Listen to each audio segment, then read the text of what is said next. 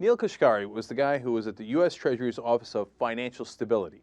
Now, that's a real joke because when he was there during the bailouts and during the TARP money, we had no financial stability whatsoever.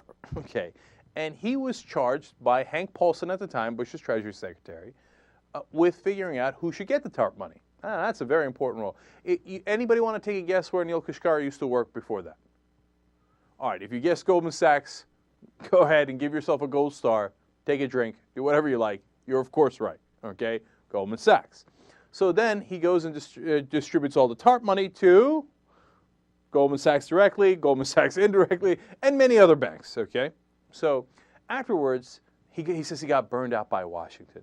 And he went into the woods, and he was like a lumberjack, and he built like a cabin or something. And the Washington Post had this hilarious profile of him. But that dude's got like laser eyes, man.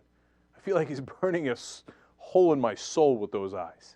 Anyway, but it drove me crazy because the Washington Post was like, poor Neil Kashkari. He got some criticism for doling out billions of dollars to his friends. Oh, Neil, are you going to be all right? He was trying to find his soul out there. You know, he's just building cabins, man. He's a mountain man. If anybody came by, he'd say, get. He'd rough talk him and run him off. Okay? So, but don't worry, he's back. First off, he's got an awesome job with the bond giant PIMCO. He's now their managing director of investment management. That money coming back around to Neil Kashkari. Who would have guessed, right? So, but that wasn't enough. He got to rub your face in it. So he writes an op-ed for the Washington Post. Now, get a load of this. All right, here comes the first part of it. He says, a nation's culture can have a profound impact on its competitiveness. Our shared beliefs in free markets, fair play, and the rule of law inspire entrepreneurs to pursue their dreams and give global investors confidence to bring their money to America. These beliefs have passed from citizen to citizen, from generation to generation. They have strengthened over our history and brought an important competitive edge to the United States. Now, do I agree with that generally? Yeah, I do. Does that apply to what Neil Kashkari did? Are you kidding me? There was no rule of law. There was no free markets. There was no fair play.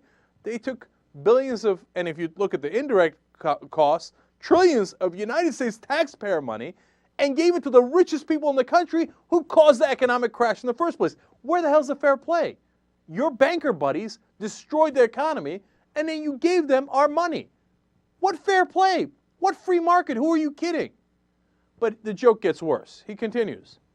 Our belief in free markets is founded on the idea that each individual acting in his or her self-interest will lead to superior outcome for the whole.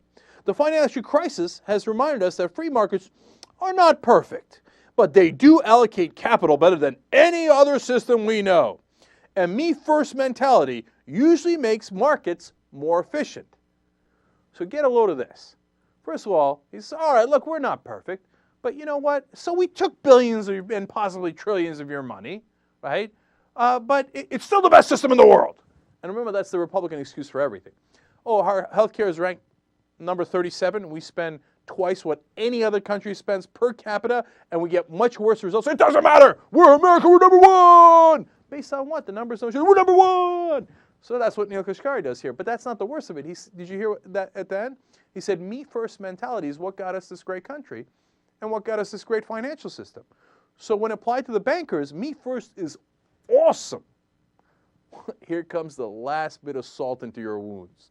He says, cutting entitlement spending requires us to think beyond what is in our immediate self-interest. But it also runs against our sense of fairness. We have, after all, paid for entitlements for earlier generations. Is it now fair to cut my benefits? No, it isn't. But if we don't focus on our collective good, all of us will suffer.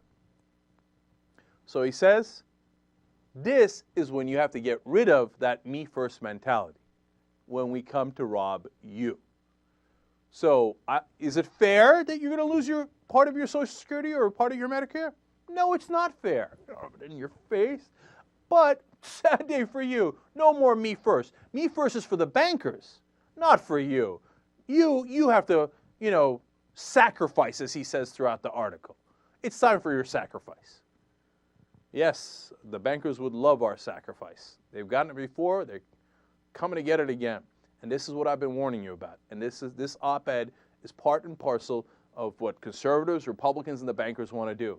They want to go after the last piggy bank, Social Security and Medicare. They're coming to take your money.